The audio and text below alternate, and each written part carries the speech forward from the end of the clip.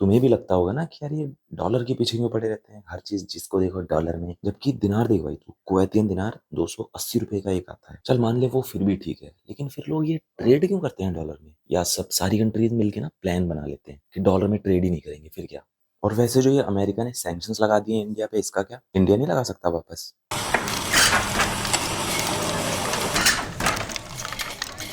1900 से ना 1950 तक जैसे भी डॉलर है, ऐसे पाउंड स्टर्लिंग होता था। पाउंड स्टर्लिंग जो कि यूके की करेंसी है। जैसे भी डॉलर नेता बना फिरता है, सेम ऐसे पाउंड स्टर्लिंग था पहले, जो कि ट्रेड में भी यूज होता था जैसे भी डॉलर होता है। उसको ना जैसे भी तुमने देखा होगा कि फॉरेन रिजर्व करके रखती हैं, वैसे ही पाउंड स्टर्लिंग को रखा जाता था पहले। अब यहाँ तुम पूछ लो कि भाई फॉरेन रिजर्व क्यों रखते थे, तो ऐसा था ना कि जो गोल्ड स्टैंडर्ड था वो ये था कि कंट्री उतनी ही करेंसी प्रिंट कर सकती है जितना उनके पास गोल्ड है। और यूरोप जो उस टाइम पे ना अपने प्राइम पे था, उसके पास टेक्नोलॉजी थी, रिसोर्सेज थे, जो कि वो एक्सपोर्ट करता था, बदले में उसे गोल्ड मिलता था। तो अब यूरोप क्या करता है? यूरोप पर्चे में लिख के और साइन करके दे देता है कि ये लो, एक ये जो है 7.3 ग्राम गोल्ड के इक्वल है, कभी भी तुम ये ले आना, अपना गोल्ड ले लेना। तो अब गोल्ड के कंपैरिजन में वो पर्चा संभाल के रखना वो ज्यादा आसान है। वही पर्चा पाउंड स्टर्लिंग था, फिर वो as a foreign reserve use होने लग गया। भाई ये सब तो ठीक है, लेकिन फिर यूके को हुआ क्या ऐसा? भाई वो फंस गया लड़ाई में।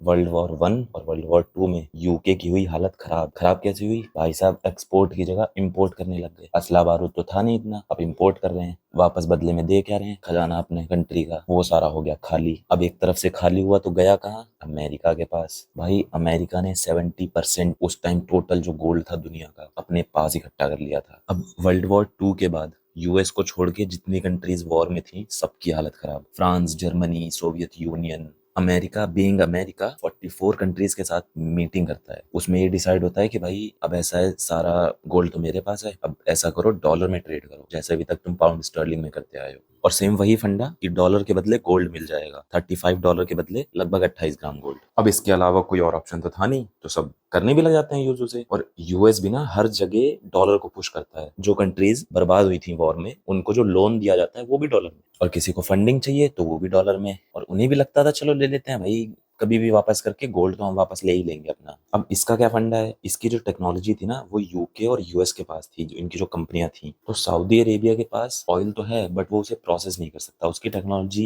यूएस टाई अप कर लेता है और सऊदी अरेबिया को ना कुछ ऐसा कन्विंस कर लेता है कि तुम ट्रेड करोगे ना तो डॉलर में करना, डॉलर के अलावा किसी से भी ट्रेड नहीं करना बदले में। और सऊदी अरेबिया को ना ये टेक्नोलॉजी और प्रोवाइड कर देते हैं, इनको सिक्योरिटी में हेल्प करते हैं। तो सऊदी भी कहीं ना कहीं कन्विंस हो जाता है इनसे। फिर क्या बाकी कंट्रीज ने भी यही सेम फॉलो करना स्टार्ट कर दिया, वो भी डॉलर में ही ट्रेड करने लग गए। तो क्या अमेरिका यहाँ पे रुक गया? नहीं, बिल्कुल नहीं रुका। अब उसने उसके पास जितना गोल्ड है उससे ज्यादा उसने करेंसी प्रिंट करनी स्टार्ट कर दी। और उसे लगता था कि सारे लोग एक साथ तो आएंगे नहीं गोल्ड लेने। बट उस टाइम भी एक केस हो सकता था, जब वर्ल्ड मार्केट में ना जब गोल्ड महंगा हो जाए, और फिर क्या लोग सस्ते में खरीद के महंगे में बेचने लग जाएंगे।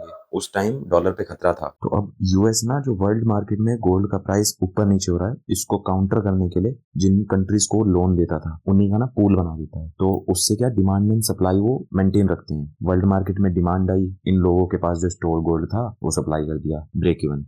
सब कुछ बढ़िया चल ही रहा होता है कि 1967 आते आते ये जो पूल था, इसमें जो कंट्रीज थी वो बैक ऑफ करने लग जाती हैं, उनकी हालत खराब हो जाती है। तो अब फिर से डॉलर पे खतरा आ गया। तो यूएस क्या करता है, उस टाइम जो क्वीन थी उनके साथ मिलके लंदन गोल्ड एक्सचेंज ही बंद करवा देता है। ना रहेगी डिमांड, ना होगी सप्लाई, खेल खत्म। और यूएस की इन्हीं हरकतों को देख के ना पहले भी कई लोगों ने ये डी डॉलराइजेशन जो था ये अपनाने का ट्राई किया था, लेकिन जैसे फिलहाल अभी ब्रिक्स कंट्रीज कर रही हैं, सेम पहले कई लोगों ने किया हुआ है। बट वही है, अमेरिका से दुश्मनी मोल लेना, it's not a good thing. और ऐसे ही सिलसिला चलता रहता है। 1971 में प्रेसिडेंट अमेरिका के रिचर्ड निक्सन 3 अगस्त को डिक्लेयर करते हैं कि कोई गोल्ड से बैकिंग नहीं है, इंडिपेंडेंट है, डॉलर अलग गोल्ड अलग, इसके बदले तुम्हें नहीं गोल्ड मिलने वाला। अमेरिका कहता है कि जैसे तुम पहले यूज कर रहे थे वैसे ही करते हुए आओ, कोई प्रॉब्लम नहीं है, हम अभी भी एक्सेप्ट करेंगे डॉलर, बट ये है उसके बदले में तुम्हें गोल्ड नहीं मिलेगा। प्रॉब्लम यह है, दुनिया में सबके पास डॉलर है, क्रूड ऑयल उससे ट्रेड हो रहा है, गोल्ड उससे ट्रेड हो रहा है, लोग फॉरेन रिजर्व में डॉलर रख के बैठे हैं, हर कंट्रीज के पास डॉलर है। तो प्रॉब्लम यह है, वो बैक किसी से नहीं हो रहा, उसकी वैल्यू नथिंग बट ट्रस्ट। वैसे तुम्हें जो अब ये क्लिप है ना, ये ज्यादा अच्छे से समझ में आएगी। ये जो हंसी है इनकी, इनके पीछे जो एरोगेंस है, कॉन्फिडेंस है इनका, वो शो होता है। इसे देखो। And we have a very large deficit with them. Do you worry that India is going to set trade in the rupee and they'll do trade with the rupee currency with the BRIC nations instead of the U.S. dollar? There are a lot of things I worry about. The rupee becoming a reserve currency isn't one of them. Right. No, I thought you would say that. It's, on this trade problem with us, I think the rupee is near an all-time low versus the U.S. dollar. Yeah, great point. तो भाई फिलहाल तो कोई alternative है नहीं, तो फिलहाल dollar में ही ट्रेड होगा, बाकी जब आएगा तो देखा जाएगा।